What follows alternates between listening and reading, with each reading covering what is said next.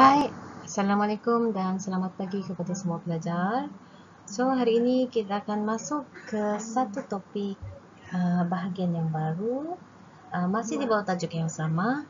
Tetapi pada kali ini, kita akan melihat bagaimanakah cara untuk menulis sodokot dan melukis carta alir menggunakan kaedah linear search. So, mari kita sama-sama melihat macam manakah cara untuk menulis sodokot.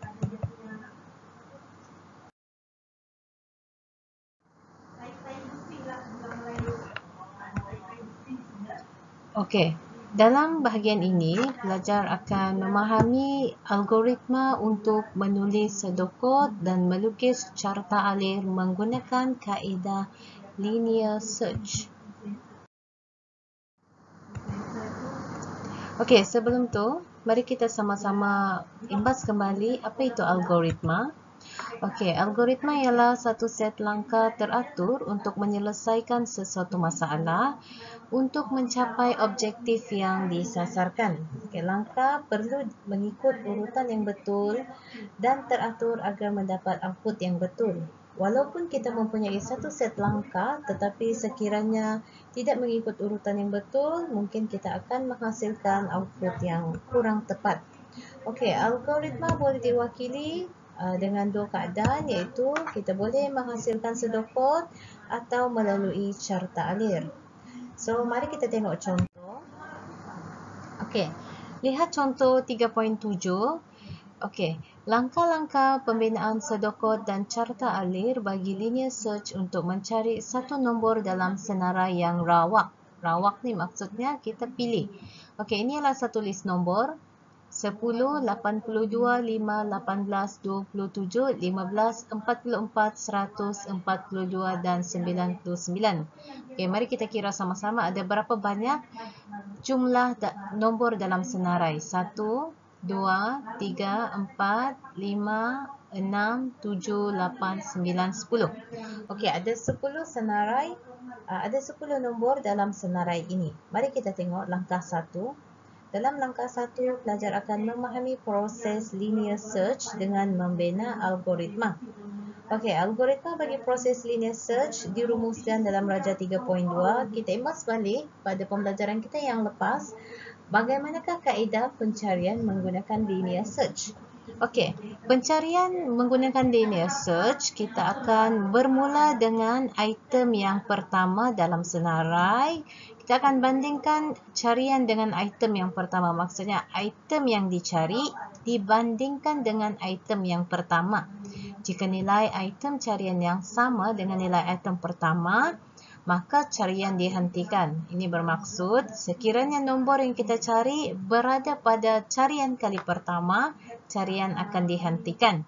Jika nilai item tidak sama dengan nilai item yang pertama, kita akan ulang semula langkah yang kedua dengan melihat item yang berikut dalam senarai. Maksudnya, contohlah kita mencari nombor 15. Okey, contoh nombor yang dicari ialah nombor 15. Maksudnya tadi kita akan buat perbandingan. Adakah pada kotak yang pertama adakah nombor 15? Bukan. Okey, kalau bukan dia akan ulangi langkah. Banding lagi item sehingga menemui. Tetapi carian akan tamat apabila item dicari diperolehi atau apabila semua item telah disemak. Kalau dia cari, dia jumpa, dia akan tamat. Sekiranya sampai ke bahagian terakhir, tidak jumpa pun dia akan tamat. Okey, so kita imbas kembali proses linear search.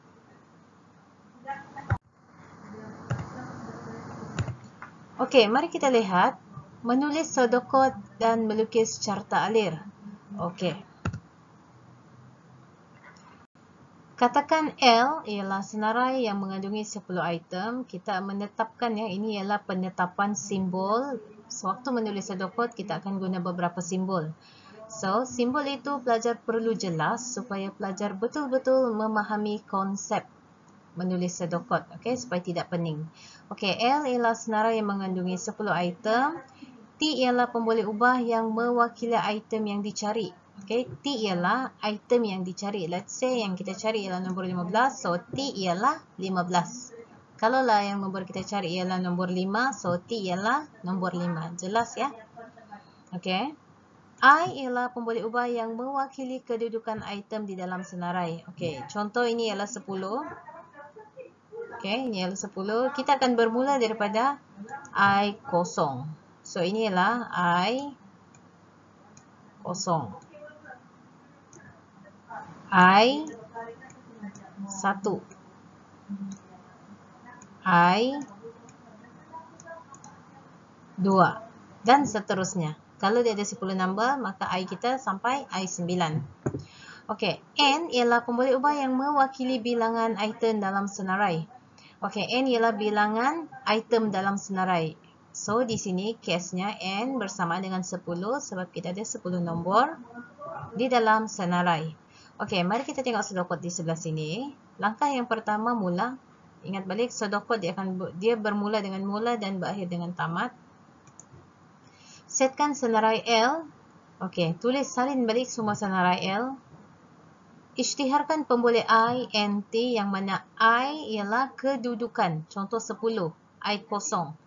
Kalau 5, I 2. Okey, I kosong, I 1, I 2. 27, I kosong, I 1, sorry, tidak. I kosong, I 1, I 2, I 3. Iaitu kedudukan di dalam senarai. N ialah bilangan, berapakah jumlah bilangan nombor dalam senarai. Dan T ialah nombor yang dicari. So, setkan N sama dengan 10. I sama dengan 0. Kemudian, masukkan nilai carian T. 4. Okey, 4 ya. Kita tetapkan. Kalau I lebih kecil daripada N, maksudnya kedudukan I ni yang pertama, lebih kecil daripada 10. Maksudnya pencarian dia akan berakhir pada 10. Okey. Jika L1, L, I, L tu ialah list. List kedudukan. L yang pertama ini sama dengan T. Item ada dalam senarai. Contohlah nombor yang dicari ialah 10. Contoh item yang dicari ialah 10. Adakah L1 sama dengan 10? Okey. Jika ia langkau ke langkah yang ke-9 iaitu tamat. Okey, jika tidak, kira I sama dengan I tambah 1. Okey, dia punya fungsi ialah membolehkan supaya pencarian kita pada seterusnya akan pergi ke tempat yang kedua. Pergi tempat yang ketiga dan akhirnya sampailah yang terakhir. Itu sebab I tambah 1. Tamat jika I lebih besar daripada N, item tiada dalam senarai. Jika hasil tambah tadi, dia melebihi daripada 10, maka dia akan paparkan item tiada dalam senarai dan tamat jika. Okey. Mari kita tengok carta alir. Okey, ini adalah kaedah untuk melukis carta alir. Mula, setkan senarai L. Okey, proses ya, kita gunakan kotak proses. Kemudian isytiharkan pemboleh ubah I, N, T. Dan seterusnya setkan N sama dengan 10 dan I sama dengan 0. Kesemuanya kita menggunakan simbol proses.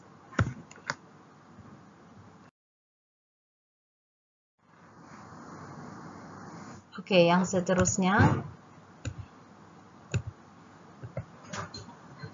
Langkah yang ketiga, masukkan nilai carian T. Contohlah carian kita ialah 10. Okey, contoh 10. I ialah kedudukan di sini ya. I lebih kecil daripada N. Adakah I itu lebih kecil daripada 10? Ini ya kedudukan. Jika tidak, dia akan pergi ke sini. Jika dia lebih kecil daripada 10, dia akan pergi ke sini. Dia akan buat perbandingan. Adakah 10 L0, dia akan bermula daripada L0 sama dengan T. Okey, adakah 10 sama dengan 10?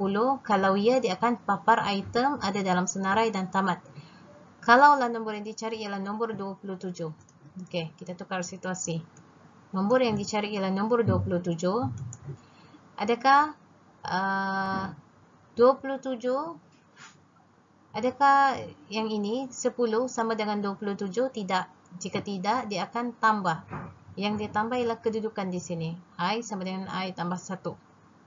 Dan proses ini akan berulang sehinggalah I itu lebih besar daripada N dan dia akan paparkan item tiada dalam senarai. Okey. So fungsi I sama dengan I tambah 1 ialah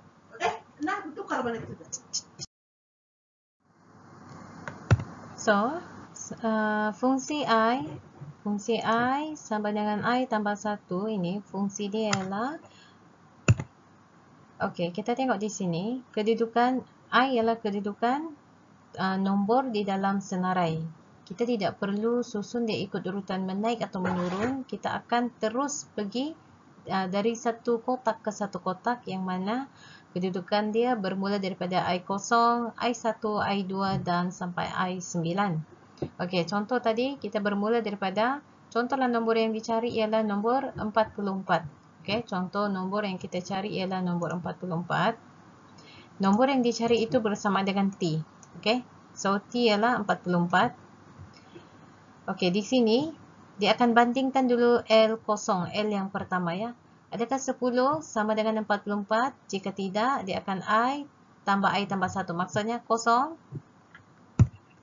Maksudnya apa yang berlaku di sini? 0 tambah 0 sama dengan 1. So, pencarian yang seterusnya bila berlaku pengulangan di sini, L sudah bertambah menjadi L1. Jadi L1 akan menyebabkan perubahan nombor 82. Nombor yang kita cari 44. So dia akan buat perbandingan. Adakah 82 sama dengan 44? Jika tidak, dia akan ulang lagi sehinggalah dia menemui 44. Sekiranya sampai ke L6, okay, sama dengan 44. Adakah 44 sama dengan 44? Maka dia akan ya dan papar item ada dalam senarai. So begitulah dia punya proses.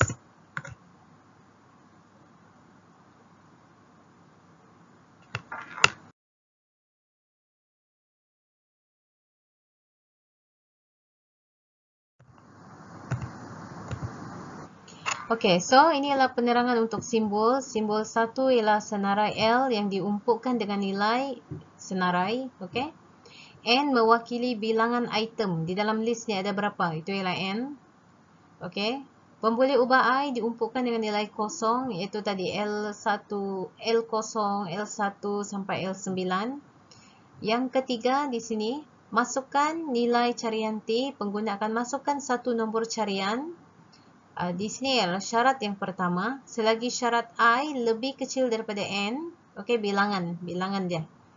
Carian akan dilakukan pada setiap item dalam senarai. Jika item yang kelima di sini, jika item pada kedudukan tertentu ialah L didapati sama dengan nilai T, maka item dalam senarai akan dipaparkan dan carian dihentikan. Jika tidak, carian akan diteruskan dengan item yang berikutnya melalui formula I sama dengan I tambah 1 dan proses ini akan berulang sehingga nilai T dijumpai dalam senarai atau sehingga kesemua senarai telah disemak. Pada akhir carian, I lebih besar daripada dan sama dengan N bermaksud jika semua item telah pun disemak dan tidak dijumpai, maka dia akan paparkan message item tiada dalam senarai. So, untuk hari ini ialah penerangan penggunaan linear search. Macam mana cara menulis sedokot dan melukis carta alir. Sekiranya pelajar masih ragu-ragu, tidak faham, pelajar boleh rewind balik, dengar satu persatu penerangan. Penerangan agak jelas. Okey, dengar satu persatu, cikgu sudah terangkan setiap step apa yang berlaku. Okey, kalau sebelum ni masih samar-samar tentang linear search, so kena baca balik linear search. Kena faham konsep linear search, barulah pelajar mudah untuk faham macam mana melukis carta alir dan melukis carta alir dan menulis pseudocode. So, sampai setakat ini saja penerangan kita hari ini. Selepas ni cikgu akan apakah tugasan yang perlu pelajar lakukan. So, terima kasih kerana mengambil masa untuk menonton penerangan cikgu. Okey, Assalamualaikum dan jaga diri.